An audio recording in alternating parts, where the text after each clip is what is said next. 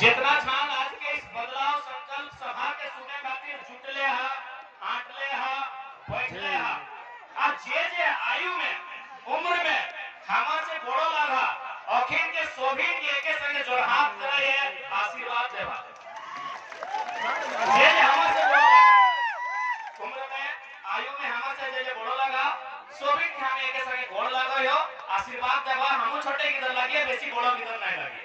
आज जे हमर से छोटे लगा जैसे आदे नोनी गिला ये छोटे किधर गिला जे हमर से लगा छोटे अपनी हमें आशीर्वाद दिए बढ़िया से बढ़िया लिखिया और आगू बढ़िया। तो आज सबसे पहले आज की जिस सभा भय रहा है इधर एक आंदोलन के रूप में हो रहा है। आज चूंकि नौजवान सब जकर हाथ में मोबाइल है अपनी बराबर जाना है कि झारखंड में की घट रहा है, लेकिन काफी संख्या में माय मौसी दीदी सब तोहनियो जुटले आहा।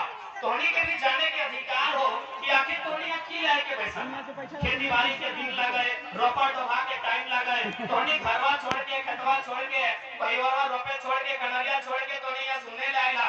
तो तोहनी के भी जाने के अधिकार हो कि तोहनी खेते में आज रोपा डोभा छोड़ के यहाँ आयला तो की कारण से आइले आज झारखंड में की भय रहा है। सबसे पहला बात जब भारत देश में अंग्रेज आए रहे तो व्यापार करे खातिर आए।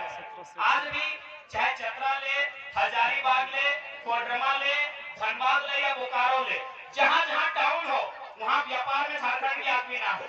यानी जब अंग्रेज व्यापार करे खातिर यहाँ आए तो भारत के आदमियों को विरोध नहीं कर, क्योंकि भारत के आदमी खेती बाड़ी कर रहा है तो बिजनेस से कोई मतलब ना है। अंग्रेज व्यापार कर रहे हैं, बिजनेस फैले चारों तरफ और धीरे धीरे बिजनेस करे लगे। आज भी देख ले कोई चतरा के टाउन में चल लो, कोई राजस्थानी है तो व्यापारी, कोई गुजराती व्यापारी है तो कोई सेठ है तो व्यापारी, तो कहीं भी चल लो चतरा, हजारीबाग, कोडरमा, दुमका, गिरिडीह, धनबाद जहां भी कोई टाउन में जीवे व्यापारी तो रखो।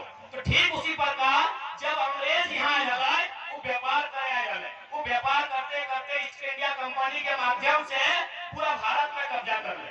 जब वो व्यापार कर ले भारत के आदमियों को कोई डिस्टर्ब नहीं कर ले, लाठी नहीं मार ले, डंडा नहीं मार ले, ना ओकरा गाली दे ले, ना ओकरा झगड़ा कर ले, ताकि भारत के आदमी के बिजनेस से मतलब ना हो। वो खेती बाड़ी कर रहा है, बाड़ी में रहा है, खेत में धान रोपा है, बरिया में घंघरा बोगी झींगा रोपा है और अपन जीवन पार कर रहा है। अंग्रेज क्यों कुछ नहीं कहले जब व्यापार कर ले, लेकिन जब अंग्रेज लगान लिए लगे, जब अंग्रेज खेत खलिहान में कब्जा करे लगले, जब अंग्रेज हमने खेत बाड़ी छीने लगले तब जाके भारत में गुलाम गलाए, भारत में क्रांति गलाए और आज भारत आजाद। बात सही है ना? बात सही है। व्यापार जब भी अंग्रेज व्यापार कर लाए हमने ओकरा कोई डिस्टर्ब नहीं कर कि तोरा वो तो मोटा मोटी उस समय मसाला के व्यापार भेवा है, मसाला के रेशम के हेगिले के व्यापार भेवा है, हमने ओकरा कभी डिस्टर्ब नहीं कर दिया। लेकिन अंग्रेज से लड़ाई कब लड़ लिए जब हमार जमीन आरू खजाना मांगे लगे, हमारे बाप के जमीन आरू लगान मांगे लगे, तब जाके हम ओकर विरोध कर लिए, तब कर लिए ना। बात सही सभी के समझ में आवा है। तो आज फिर झारखंड में वही परिस्थिति जिस समय अंग्रेज जिस प्रकार से शासन कर रहे थे आज उसी प्रकार का शासन झारखंड में है। आज जो सेठ मरवारी लोग आए हमने कभी विरोध नहीं किया क्योंकि हमको बिजनेस से मतलब नहीं था। अब हमारे खेत खलिहान पे डाका है, उसका सबसे पहला उदाहरण है भारतमाला प्रोजेक्ट। भारतमाला प्रोजेक्ट उसका सबसे बड़ा उदाहरण है। अब आज सोचिए कि यदि हम लोग अपना जमीन को नहीं बचाते हैं, आज यदि हम लोग अपनी जमीन की लड़ाई को नहीं लड़ते हैं तो पहला बात कि आने वाला भविष्य क्या होगा। एक बार भारतमाला जो प्रोजेक्ट आया है सबसे पहले जो हम देख रहे हैं एसडीएम साहब भी आए हैं, सीओ साहब भी आए हैं, दोनों लोग भी आए, वे लोग भी सुनने में हम बढ़िया ताज़ी बात रखेंगे। भारतमाला जो प्रोजेक्ट है वो चला कहां से है? बनारस से कलकत्ता। बात सही है। भारतमाला प्रोजेक्ट बनारस से कलकत्ता तक चलेगी। एक बात बताइए, सॉरी बनारस से कलकत्ता, तो क्या बनारस से कलकत्ता तक हमारी सड़क है कि नहीं है? ऑलरेडी हमारी सड़क है। चौपारण, बारी, बगोदर, बरवाटा होते जो सड़क जाती है ऑलरेडी हमारे पास उसी लाइन के लिए सड़क है बनारस से कलकत्ता। दूसरी सड़क की आवश्यकता किसके लिए? पहला सवाल हम बार बार वही कहते हैं कि आज ये लोग भारत के संविधान को नहीं मानते हैं, क्योंकि एसडीएम महोदय उपस्थित है, पढ़े लिखे लोग हैं। भारत का संविधान का जो प्रियम्बल है वहाँ क्या कहता है, हम भारत के लोग समाजवाद का जिक्र है। भारत का संविधान जैसे आप पढ़िएगा, जो हमारा पहला पन्ना होगा जिसको हम उद्देशिका कहते हैं, वहाँ समाजवाद का जिक्र है। यदि समाजवाद का जिक्र है, तो हम ये सवाल डीसी एसडीएम सबसे पूछेंगे कि जब ऑलरेडी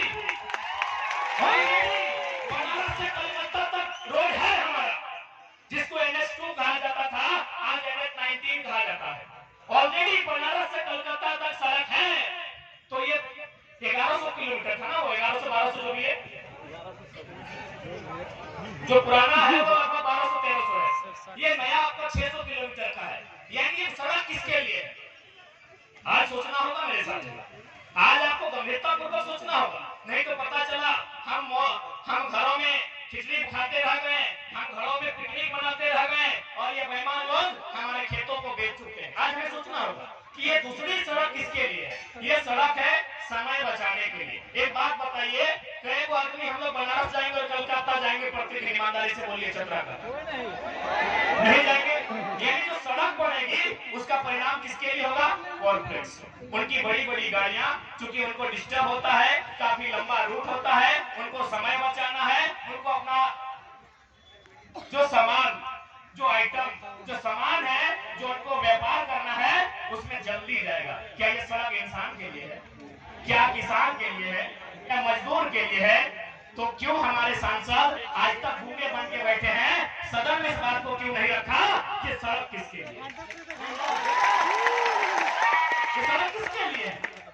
आप भी सुनेगा, जितने भी पुलिस अधिकारी आए हैं और जितने भी जवान आए हैं, क्योंकि आप लोग मिडिल क्लास फैमिली के हैं, आप भी किसान का बेटा है, इसलिए पुलिस का नौकरी कर रहे हैं। अंबानी का बेटा होते तो जिंदगी ऐसे गुजार देते, पुलिस की नौकरी नहीं करते। आप भी सुनिएगा, जितने पुलिस कर्मी आप लोग भी सुनिएगा, ये सड़क किसके लिए? चलिए ठीक है, आपको सड़क पसंद है, क्योंकि आपने चुनाव में चंदा लिया। किससे चंदा लिया है? अंबानी से, अडानी से, आदित्य बिरला ग्रुप से, मार्टिन से, उषा बजाज से आपने चंदा लिया है। आपको चंदा का भरपाई करना है, ठीक है। विकास के लिए अगर सड़क बनना है तो हम कब विकास के विरोधी हैं? विस्थापन नीति बनना चाहिए। विस्थापन नीति बनना चाहिए मतलब जो भी हमारा जमीन जाएगा, अगर ग्रामीण जमीन है तो 4 गुना रेट, और शहर में जमीन है तो 2 गुना रेट तय होना चाहिए। क्या ये रेट तय है? क्या डिसीज की अनुशंसा करते हैं? क्या डिसीज की रिस्पॉन्सिबिलिटी लेते हैं कि हमारे जमीन को उचित मुआवजा दिलाएंगे? यदि आप पौने दाम में देंगे, गाड़ी से थोड़ी सुनिया खेतवा में धान रोपा, किस प्रकार से भी खेत छीने लगल हो। अब मान के चलिए हमको सूचना मिला पेट्रोल में कि 3000 रुपए प्रति डिसमिल मिल रहा है।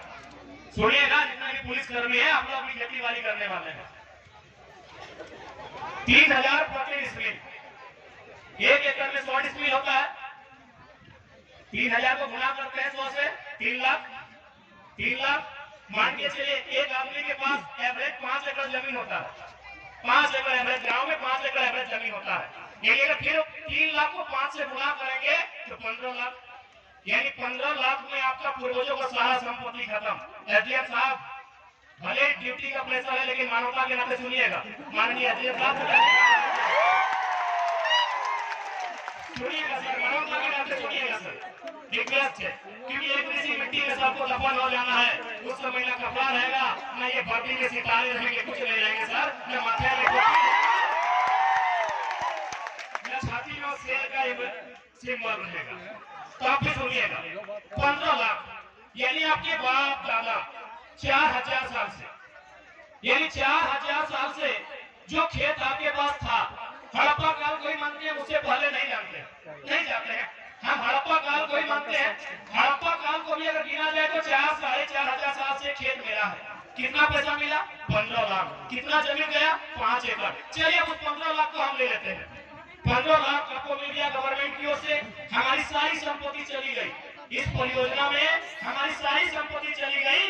अब हम चले गए छपरा टाउन या हजारीबाग टाउन 15 लाख लेके। कितना जमीन लीजिएगा? वहाँ आपका लगभग 3 लाख 1 डिसमिल का 3 लाख रेट है। यदि अच्छा एक बात बताइए, 1 डिसमिल हमको नहीं लगता आपका बाथरूम होगा। 1 डिसमिल हमको नहीं लगता आपका ढंग का बाथरूम होगा। आप ईमानदारी से बताइए, यदि कोई गांव का आदमी जिसको 15 लाख मिला है इस परियोजना से, वो सारा पैसा लेके हजारीबाग गया कि चलो बच्चों को वहां पढ़ाएंगे, वही अपनी घर बनाएंगे, तो 15 लाख में कितना डिसमिल जमीन लेगा? 3 लाख रेट है। कम से कम 5 डिसमिल चाहिए भाई 10 डिसमिल बनाने के लिए। यानी 15 लाख में ना वो जमीन खरीद पाएगा, ना पढ़ा पाएगा, और लास्ट में लेकर क्या होगा? हम बोलते हैं गुलगुलिया। आप लोग भी सुने होंगे, बंजारा सुने हैं, गुलगुलिया बंजारा आप लोग सुने हैं। हालांकि हम चाहते